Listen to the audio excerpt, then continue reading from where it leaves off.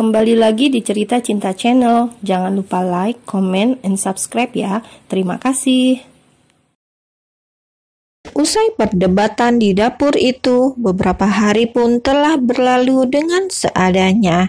Baik di antara Annette maupun Kevin tidak ingin melanjutkan perdebatan di antara mereka dan memilih untuk berperang dingin saja. Annette tidak mau membuat kondisi jantung Aldo yang lemah jadi memburuk karena suara pertengkaran mereka. Sedangkan Kevin pun tidak ingin lanjut bertengkar karena tidak mau pulang tanpa membawa Annette dan Aldo bersamanya. Alhasil sekarang keduanya terpaksa harus tinggal serumah tanpa bisa dicegah. Kevin yang awalnya meletakkan barang bawaannya di penginapan dekat pelabuhan pun telah memindahkan semuanya di rumah Annette. Tapi karena masih berperang dingin dengan wanita itu, Kevin pun tak punya pilihan lain selain tidur sekamar dengan sang adik ipar. Aku tahu bahwa semua laki-laki di pulau ini punya mata yang bagus, tapi apa mereka tidak punya wanita lain untuk digoda? Ayolah, perempuan di sini juga cantik-cantik. Ya, walaupun tak secantik Annetteku sih, gerutu Kevin yang tengah mengawasi kedai Annette tak jauh dari sana. Meskipun sedang berperang dingin, kehidupan di antara keduanya masih harus berlanjut. Annette yang harus mencari nafkah untuk kehidupannya dan Aldo pun mencoba aktivitasnya dengan normal.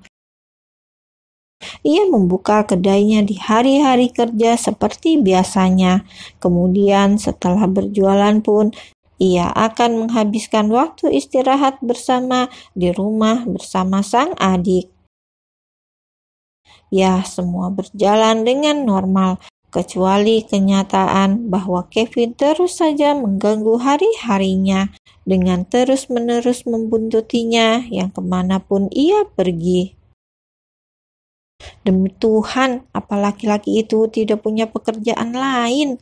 Geram Annette yang sedari tadi sebenarnya sudah menyadari keberadaan Kevin yang bersembunyi di balik pohon. Melihat Kevin yang mengawasinya dengan cara kekanak-kanakan itu membuat Annette sempat gemas sendiri dan mulai berpikir bahwa Kevin nampak lucu karena mirip seperti seorang anak kecil yang main petak umpet. Ayolah, dengan badan seperti itu, dia mau bersembunyi di mana? Gerutu Annette gemas saat melihat Kevin mati-matian menyembunyikan badan dewasanya yang kekar. Karena tak kuat lagi melihat Kevin yang seperti itu, Annette yang juga tak mau malu dengan warga setempat pun menghampiri pria tersebut dengan kesal. Kau pikir badanmu sebesar apa sampai mau bersembunyi di balik pohon yang ukurannya bahkan tidak sampai setengah dari lebar badanmu itu? Tegur Annette begitu sampai di tempat persembunyian Kevin. Mendengar kalimat sarkas tersebut, Kevin mendadak malu setelah sadar dengan tingkah kekanak-kanakannya itu. Sambil menggaruk tengkuknya yang tak gatal, Kevin lalu mencoba membalas perkataan Annette dengan berpura-pura merasa tak bersalah. Aku sengaja memilih pohon ini karena kau pasti menoleh ke sini. Bohong Kevin untuk menyelamatkan harga dirinya. Oh, jadi kau hanya ingin menarik perhatianku agar menghampirimu, gitu? Tanya Annette sedikit terpancing oleh tipu daya Kevin. Melihat Annette yang salah paham begitu pun membuat Kevin buru-buru mengangguk dengan antusias. Laki-laki itu senang karena setidaknya tidak akan seberapa malu di hadapan wanita yang dicintainya itu.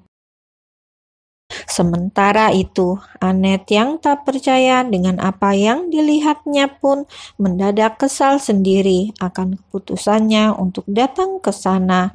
Oleh karena itu, wanita itu pun segera berbalik dan hendak melangkahkan kakinya untuk pergi dari sana.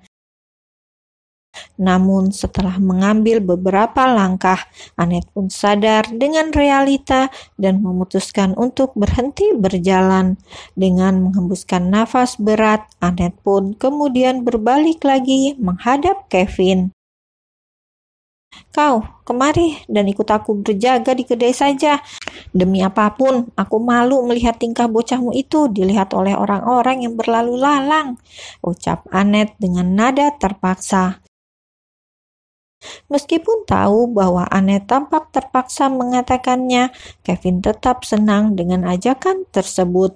Baginya, begini saja sudah cukup untuk menjadi langkah awal untuk mengambil hati Annette. Dan pada akhirnya, keduanya pun berakhir dengan menjaga kedai Annette secara bersama-sama. Sementara Annette beraktivitas seperti biasa, Kevin senantiasa berdiri di samping wanita itu. Tapi kondisi tenang tidak akan bertahan lama di antara mereka, sebab Kevin yang terlampau senang itu tidak kuasa mencegah mulutnya untuk terus mengungkapkan hubungannya dengan Annette pada semua orang yang berkunjung ke kedai tersebut. "Hei, jaga matamu dan jangan memandang istriku dengan menjijikan seperti itu.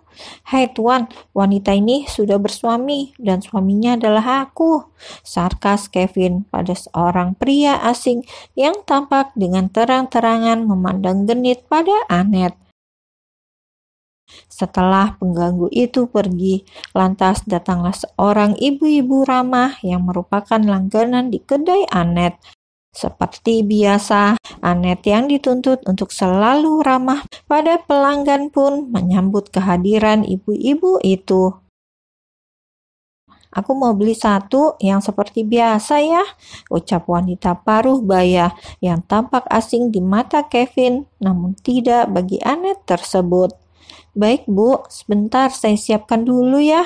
Annette lalu beralih menghadap rak yang ada di belakangnya. Sementara Annette tengah sibuk menyiapkan barang pesanan ibu tersebut, Kevin yang tak punya kerjaan pun hanya bisa diam sambil tersenyum ramah. Melihat orang asing berada di sana, membuat ibu tadi pun bertanya kepada mereka, "Omong-omong, siapa pemuda tampan ini? Aku tidak pernah melihatnya," tanya ibu itu dengan ramah. "Saya suaminya Annette, Bu. Ibu langganan di sini ya? Terima kasih karena telah setia belanja di sini ya, Bu." Kevin membalas ramah ucapan ibu itu sebelum Annette sempat menanggapi. Sedangkan di sebelahnya, Annette hanya bisa diam karena itu adalah faktanya. Meskipun demikian, Annette pun tidak bisa menampik perasaan senang yang menggelitik perutnya setiap kali Kevin memperkenalkan diri sebagai suaminya seperti ini. "Wah, begitu ya? Saya kira Annette itu anak gadis. Mungkin karena saking cantiknya dia," ujar ibu itu dengan tulus. "Kalau itu sih saya tidak bisa menyangkal, Bu, karena istri saya memang secantik itu," balas Kevin dengan gamblang. Hal ini membuat Annette yang mendengarnya merona malu. Namun hal itu hanya bertahan sebentar, sebab Annette keburu menyadari bahwa perilaku Kevin ini akan membuatnya semakin susah mengusir pria itu dari sana. "Ini Bu barangnya," ujar Annette, buru-buru mengangsurkan pesanan ibu tadi. Setelah membayar dan mengucapkan terima kasih, ibu itu lantas pergi karena tak punya hal lain yang mau dibeli di sana. Sementara itu, Annette langsung memandang tajam pada Kevin yang ada di sebelahnya. "Tidak perlu bersikap manis seperti tadi, karena yang selama ini terjadi padaku masih berbekas," ungkap Annette dengan tegas, lalu menyibukkan diri dengan pekerjaan kedai. Kevin pun diabaikan olehnya. Tapi memang benar apa yang dikatakan Annette. Meskipun beberapa hari ini ia sempat beberapa kali merasa senang dengan kehadiran Kevin di sampingnya, wanita itu tidak bisa menampik perasaan marah, kesal, sekaligus kecewa yang timbul karena ingatan masa lalu mereka yang buruk. Oleh karena itu, setiap kali hatinya hendak jatuh ke dalam pesona Kevin, Annette selalu saja menampik perasaan cinta itu dengan dalih bahwa ia hanya membenci Kevin secara berlebihan. Tinggal bertiga dengan dua laki-laki, Kevin dan Aldo, yang selalu ada di hatinya itu membuat Annette sedikit senang. Namun rasa senang itu selalu menghilang seiring dengan ingatan pahit yang menyeruak di benaknya. Annette tidak mau dibuat lemah oleh perasaannya sendiri, sehingga ia pun mau memperjelasnya dengan berbicara empat mata dengan Kevin usai menutup kedai. "Bisa bicara sebentar?" tanya Annette saat Kevin tengah melepas penat di ruang tamu. "Boleh, bicara saja," jawab Kevin singkat karena lelah. "Langsung intinya saja, beritahu aku apa maumu sekarang," tukas Annette tak mau bertele-tele. "Apa yang aku mau sebenarnya?" gumam Kevin, lalu bangkit dari duduknya dan memandang lurus ke arah Annette yang terdiam di tempat. "Annette, kau tahu tujuan awalku berada di sini adalah untuk menjemputmu pulang, dan aku melakukan ini karena aku mencintaimu," ungkap Kevin dengan mata berbinar memohon. "Maaf mengungkapkan perasaanku seperti ini, tapi aku benar-benar cinta padamu," tegasnya lagi, dan hal ini membuat Annette tertegun tak percaya.